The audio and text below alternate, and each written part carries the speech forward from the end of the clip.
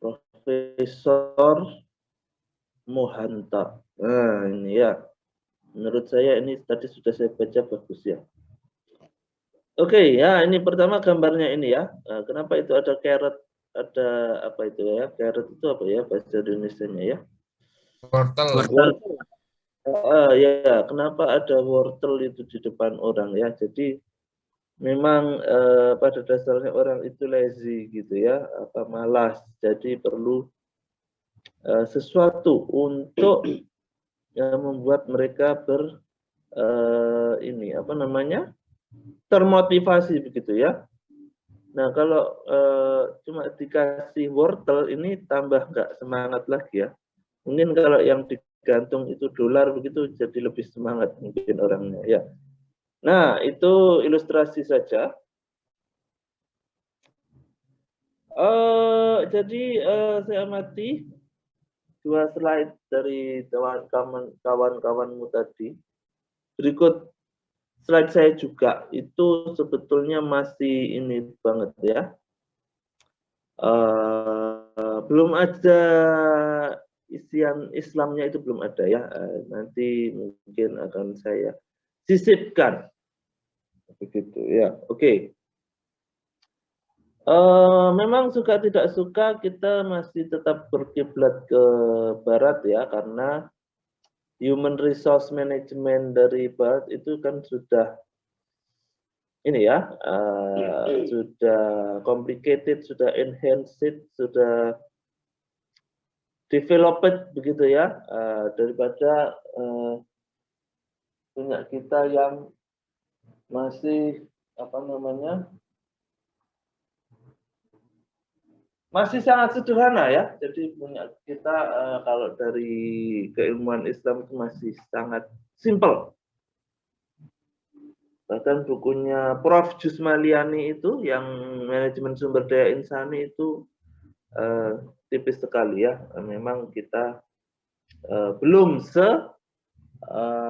sophisticated human resource manajemennya barat ya. Tetapi sedikit demi sedikit sekarang mulai banyak kok ya apa riset-riset empiris tentang sumber daya insani begitu ya, etika kerja Islami, motivasi Islami, kepemimpinan Islami, ya begitu ya, itu mulai banyak untuk diteliti. Nah, nanti kalian juga bisa kan begitu ya, misalkan meneliti untuk skripsimu pengaruh motivasi kerja Islami terhadap kinerja Islami karyawan. Nah, kan begitu ya. Nah, itu kalian kalau bisa meriset itu keren gitu ya. Kompensasi itu apa? Bisa uang, bisa benefit atau keuntungan lain yang diterima karena pekerjaan yang dilakukan. Ya.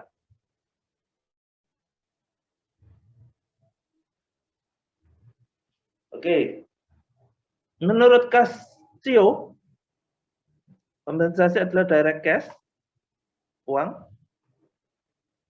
atau indirect payment, itu yang tidak berupa uang, dan juga insentif untuk memotivasi para karyawan untuk bekerja lebih keras, mendapatkan produktivitas yang lebih tinggi. Oh ya, tadi kayak ada yang raise hand ya. Tapi nanti kalau tanya tulis di ini aja ya, tulis di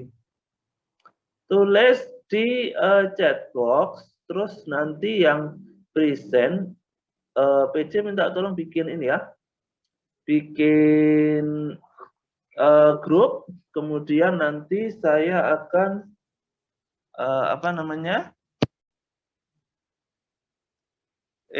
Bukan saya, kalian maksudnya yang presenter akan menjawab pertanyaan dari teman-temanmu di grup itu saja ya, karena waktunya ini nggak nutut ya kalau di Zoom.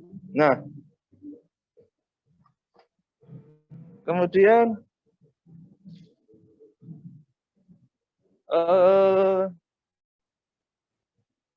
nanti kan kalau ada grup, kalau misalkan saya nggak masuk, ada tugas, ada info apa, bisa lebih gampang ya. Oke.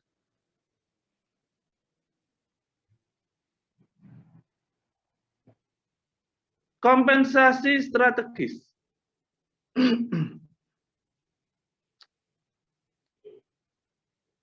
Kompensasi strategis. Maksudnya strategi untuk memberi kompensasi itu bagaimana kan begitu ya. Ya pokoknya disesuaikan dengan align with the tujuan bisnis dan goal itu berarti tujuan, objektif itu sasaran begitu ya, sasaran bisnis. Kemudian organisasi itu harus punya penghitungan yang spesial untuk mempertahankan karyawan yang berharga, karena kalau terutama di dunia swasta ya, kalau di pegawai negeri itu relatif lebih stabil ya. Jadi jarang ada turnover, itu jarang. Turnover itu kan karyawan keluar masuk gitu ya. Tapi kalau di dunia swasta, teman-teman saya itu sudah biasa ya. Jadi kerjanya itu pindah-pindah begitu ya, karena ada tawaran yang lebih menarik. Kamu mau nggak pindah ke sini, gajinya lebih gede, wah gitu ya. Biasanya begitu, jadi loncat sini, loncat sana begitu ya. Jadi lebih inilah ya, lebih kompetitif kalau di swasta ya. Kalau PNS itu ya sekalinya masuk sampai pensiun ya di situ ya, jarang ada yang keluar atau dikeluarkan ya. Oke, konteks dari kompensasi itu apa? Nah, ini ya. Jadi ada kompensasi yang ekstrinsik, ada yang intrinsik. Jadi berdasarkan apa saja untuk memberikan kompensasi itu, ya kan? Ada yang ekstrinsik, ada yang intrinsik. Nah, misalkan ini yang core, yang utama. Kompensasi yang utama bisa upah, bisa gaji, kan begitu ya. Kalau gaji itu biasanya bulanan, kalau upah itu biasanya harian atau per jam. Ini malah annual. Annual itu kan berarti tahunan ya. Kemudian ada tambahan untuk yang core itu, yang inti itu. Misalkan biaya hidup berdasarkan senioritas, terus merit itu ini ya, apa namanya? Bukan menikah ya, bukan ya. Merit pakai T ini artinya berdasarkan kemampuannya ya, berdasarkan kapabilitasnya. Terus ada insentif, ada person focus, nanti ada penjelasannya, nanti ada ya. Kemudian ada yang benefit yang legally required, berarti secara hukum itu harus dipenuhi. Misalkan Social Security Act, kayak BPJS gitulah ya, Worker Compensation Laws, ya ini hukum-hukum ya, Family and Medical Leave Act, nah misalkan ya, kalau di luar negeri ada ini ya. Discretionary itu artinya adalah kebijaksanaan. Nah, berarti kebijaksanaan perusahaan. Artinya apa? Artinya berarti enggak semua perusahaan punya yang seperti ini ya. Misalkan ada karyawan diikutkan health insurance, kemudian disability insurance. Kalau ada kecelakaan kerja, ada life insurance, asuransi jiwa. Kemudian pensiun, ya nggak semua perusahaan swasta itu punya retirement plan seperti ini ya. Makanya PNS itu walaupun gajinya kecil dibandingkan swasta ya, PNS itu gajinya kecil dibanding swasta, tetapi masih tetap jadi primadona ya, karena lebih tertata begitu ya, sistemnya itu lebih tertata dan sudah pasti insya Allah ada pensiunnya begitu ya. Paid time off itu ini ya, apa, cuti yang berbayar. Jadi cuti tapi masih tetap dibayar. Misalkan misalkan cuti melahirkan, nah begitu ya, walaupun cuti tetap dibayar misalkan ya. Tergantung perusahaannya juga ya, karena ada yang dibayar, ada yang enggak, ada yang melahirkan kan nggak kerja ya nggak usah dibayar, ada juga. Kemudian akomodasi dan enhancement itu berarti kelebihan, misalkan dikasih rumah dinas, mobil dinas gitu ya. Kompensasi yang faktor intrinsiknya apa? Berdasarkan karakteristik pekerjaannya kan begitu ya. Variasi skillnya, kemudian tugasnya itu apa, tugasnya itu penting atau enggak. Tentu saja gajinya direktur sama gajinya OB, tukang bersih-bersih, pasti berbeda ya. Walaupun tidak bermaksud untuk mengecilkan ya. Itu ya penting, adanya OB itu penting, tetapi kalau nggak ada direkturnya ya kan nggak jalan ya. Kemudian ada otonomi atau otonomi, ada feedback. Jadi ada pekerjaan-pekerjaan yang memang karena itu sangat penting diberikan otonomi penuh kepada karyawannya. Misalkan ambil keputusan nggak perlu harus langsung ke direktur, nggak perlu ya. Silahkan. Misalkan biasanya itu di bidang kreatif ya biasanya ya.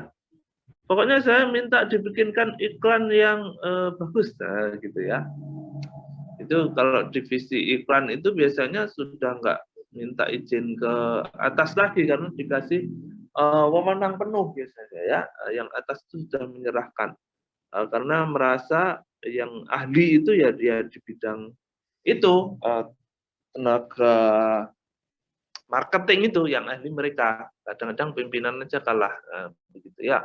Misalkan seperti itu. Ekstrinsik kompensasi. Nah, ini penjelasan yang tadi ya. Core kompensasi itu ada gaji bulanan, ada upah, bisa harian, bisa mingguan, bisa per jam. Kemudian ada cost of living adjustment atau COLA, bukan Coca-Cola ya, COLA. Jadi cost of living adjustment itu berarti, jadi kalau ada inflasi, ada kenaikan barang, ada kenaikan apa-apa itu, perusahaan harus bisa menyesuaikan, gitu ya. Misalkan CPI (Consumer Price Index) sekarang lagi bensin mahal, misalkan perusahaannya yang bagus, dia menyesuaikan. Oh kalau begitu ini misalkan ada gajinya naik sedikit karena bensin naik misalkan, ya. Ekstrinsik kompensasi, ini yang wajib karena hukum Social Security tadi ya.